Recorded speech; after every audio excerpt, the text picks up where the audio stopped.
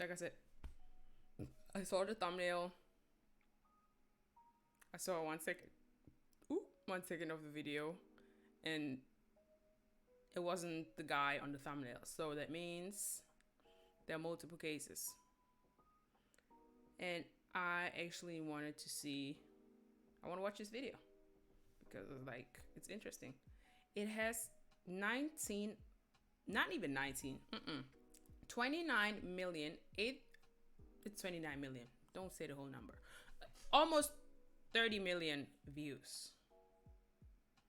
So let's get into that shit, okay? 12 seconds later. There we go. You see that?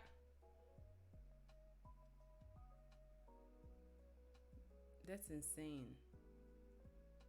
Okay. Oh, okay. Shall we? Shall we? Oh, stop. It's not my... Are my headphones on? There are. There you go. Sorry. This is 26-year-old Dawson McGee, sitting in a police interrogation room in the early hours of a Tuesday morning. The Monday night before, he stabbed his own mother to death for asking him to move out of the house and get a job. Jesus. Dawson is unaware that he is being recorded on a hidden camera. In 3 seconds from now, he will hear the sound of the door being opened by a detective. And at that exact moment, you will see a remarkably noticeable switch in his demeanor. Wait. Can you tell me how much anger a person, or is it despite the right word? A person has to have against someone to kill them because of a... Wow. Wow. We've got something I want to talk to you about. Wow.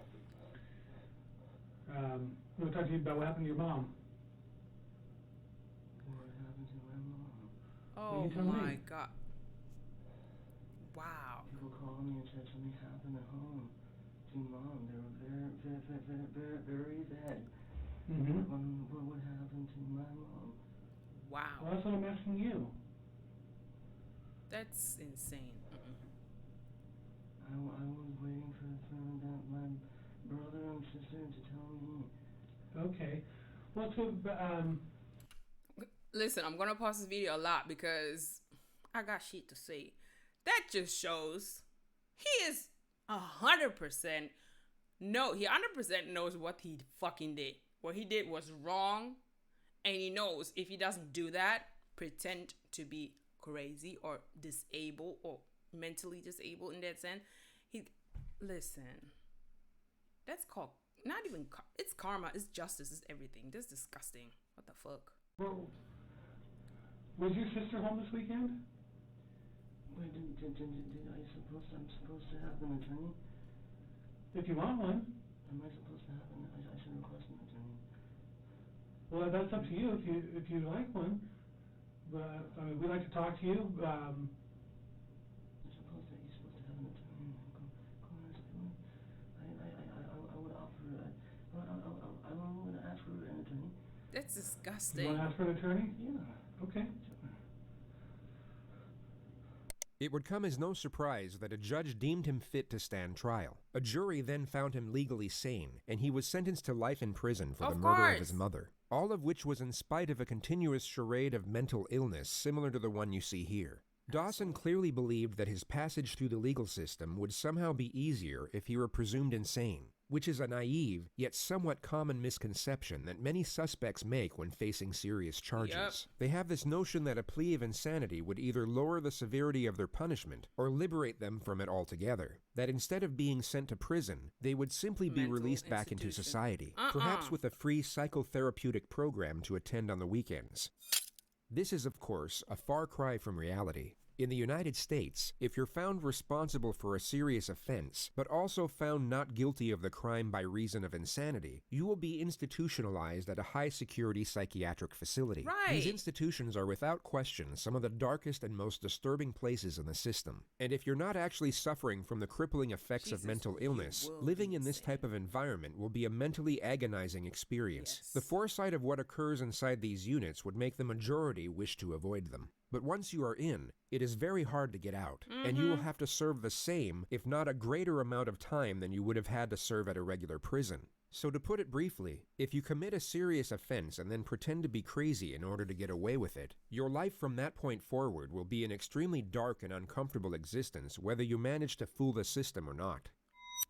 But there is one benefit, which is the elimination of capital punishment. The United States cannot execute someone deemed insane during the time of their offense, which is the only conceivable reason a defendant would cling to this narrative even after knowing what lies ahead should it succeed.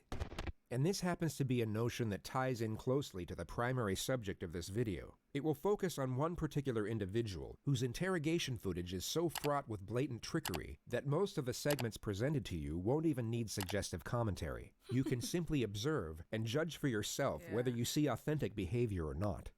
But before showing you what pretending to be crazy looks like, we'll briefly show you a genuine case of the criminally insane, or at least a far more convincing one.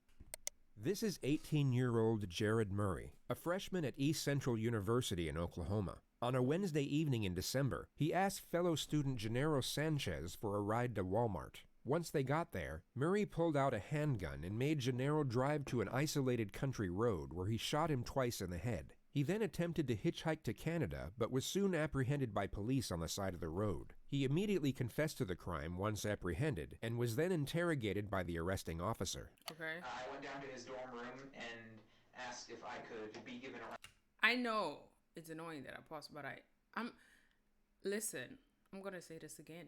I don't understand this, but I do want to understand what people think when they kill people. You know what I'm saying? Like, what's going on in their mind? Because this is like random. Just because I wanted to kill someone? The fuck? Ride to Walmart in exchange for $20 gas money. So he took you to Walmart? Yes, sir. And did you both go in? No, we did not go in, sir. Okay, and why not? We pulled into the parking lot, then I pulled the weapon on him and demanded that he take me to Asher, Oklahoma, sir. Okay, and why did all of a sudden did you decide that you need to go to Asher? Why? Yeah.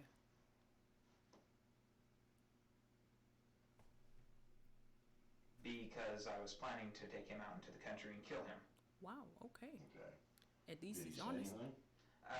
He panicked, wanted to pull out his phone. I yanked the phone out of his hand, and then he panicked some more, kept telling me not to kill him. To make him feel more comfortable, I unloaded the clip, unloaded the bullet from the chamber, handed them over to him, and that eased his nerves a little. Then I pulled a second clip out of my pocket and set it on my lap. And so you're driving east, and so I guess at some point, did you decide now was the time? Yes, sir. Okay, and what happened? I loaded the gun quickly, chambered the round quickly, shot once, missed, shot a second time, hit, jumped out of the car, went around. He was driving 10-15 miles an hour, so it was rather slow. Ran around the hood of the car, and of course it was slow when he wasn't purposefully driving. Tried to pull him out, couldn't get him out until he already had hit the tree. Pulled him out there, dumped him into the... before I dumped him into the ditch, I heard him gurgling. I'm not sure if that was a physiological or physical process after death, but I thought that he might have still lived through that somehow, because he was gurgling, so I shot him again and then shoved him down in the ditch. He was suffocating. He was suffocating, probably. He was suffocating. Maybe on his tongue, or something else, but he was suffocating. I can't even talk because it's making me so... Ditch. He makes a half-hearted attempt to conceal the body with a handful of leaves and a stick. He then walks in the direction of the highway. Did you get back on the highway? Yes, sir. And which way did you go? North, sir. And what were your intentions? You were walking north. Canada, sir. You was going to Canada? Yes, sir. Okay. He states that his plan was to escape into Canada, but he had nothing to escape with, not even a passport. I had tried hitchhiking most most of the way because the only way this was going to work, factoring in my belief that y'all found the crime scene, is if someone were to give me a ride there and then. And then whenever your patrol car was pulling up behind me, I didn't know it was a patrol car. I stuck my thumb out and you was there for the rest. So, you want to tell me this person asked someone for a ride to Walmart. When he was there, he pulled out the gun, tried to calm his nerves, and did all that with the clip. Then killed him, shot him once in the head because why not? Second time because he thought he was still alive. And then he wanted to hitchhike to Canada. And then instead of getting someone, like a random person, a patrol car, like the sheriff or whatever, a police car, not a police car, but a patrol car, stopped for him. And you want to tell me, listen, that's called fucking karma. That's funny. I want to ask you just point blank, because, I mean, you sat here and confessed to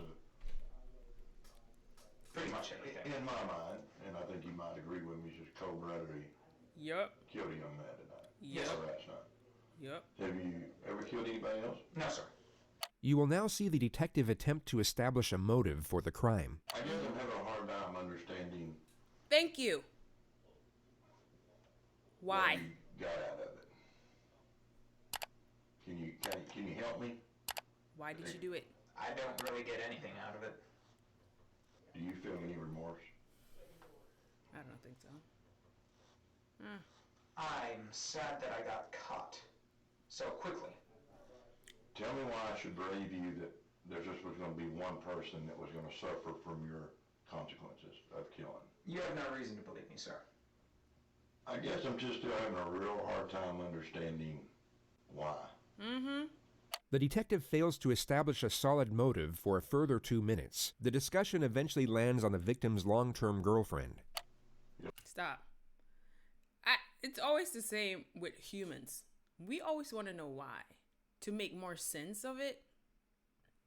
I'm just sitting here, I'm like, why? Why did you do it? Like, just because? You don't think she's going to be upset, heartbroken? I think she will be, sir. Of How does course. that make you feel? Because he's... No different, sir. Wow. I think you've been honest with me. I think you've told me just Yeah, straight up. It sounds right like out it. of the book. What happened? Yes, sir. But, you know, you've done a terrible thing tonight. Yes, sir. You killed a young man Yes, sir. just for the simple fact of, Killing. I guess, pretty much this is safe for you. Yes, sir. And what do you think should happen to you? Death sentence, sir. At least And why he's... do you think you deserve the death sentence? An eye for an eye, sir. Do you believe an eye for an eye? Yes, sir. Jared Murray was found not guilty by reason of insanity. He was committed to a high-security mental facility where he is to remain indefinitely. What?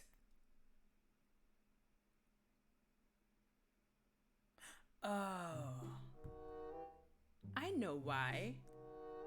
I think I don't even know, because probably the video gonna tell me.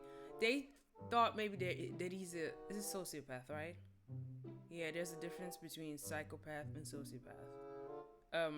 It's sociopath. 9. It's sociopath. A sociopath is someone who can, like... 5 minutes later. Fuck, I have to Google that right now.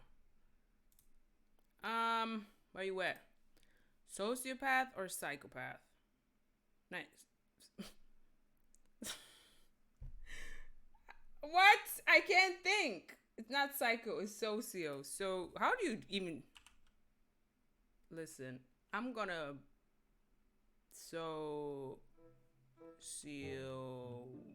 There you go. Thank you. I'm not dumb. Oh, definition. Definition. There you go. I want an English definition, please. Not a German. Thank you. So, a sociopath is a person with a personality disorder manifesting itself in extreme antisocial attitudes or behavior. Okay, I love that. Yeah, go away. Okay, a person with psychopathic personality whose behavior is antisocial, often criminal, and who lacks a sense of moral responsibility or social conscience. I was on the right way. Okay. I think they thought he was a sociopath. That's why they... That's insane. Anything to say for yourself today? No, ma'am. Any reason why you might have done this to this young man? No, ma'am. No reason. No, ma'am. You have nothing to say for yourself. No, ma'am. You want to tell the community anything? No, ma'am. Did you confess to police? Yes, ma'am. Are you proud of what you've done? No, ma'am. Do you have remorse for what you've done? No, ma'am. He appears completely void of human emotion. No That's the regret, point. remorse, shame, nor fear. He had Yep. both taken a life and destroyed his own, yet seems indifferent to the circumstances. With respect to his interrogation footage, the most conspicuous element was the complete lack of self-preservation. He didn't once attempt to deflect blame, nor afford himself any type of justification for his actions. Yep. He simply spoke in a factual, non-biased manner, impartial to how his words may have been taken or even twisted to be used against him. There was no calculated structure to his behavior whatsoever. So with this notion in mind, let's move on to the primary subject of this video. Wow. Sometimes it works. Okay, that's the prime suspect. Okay. Do you all have your popcorn? On the porch there, alright? Pull your hands up a little bit. Have a seat. Spread your feet up. No, don't do not think about getting up, alright, buddy? This is 19-year-old Nicholas Cruz. So that's the end of the video. I know. This video is over an hour long. And I was like, I watched the whole video. Yes, I reacted to it too. But you know what? I want to give the creator the credit. So if you want to watch the video, the link will be in the description. Check it out. Show some love. If you're interested in the story of this teenager, let me say it like that, click the link below. That's it. Thank you. See you next time. Peace.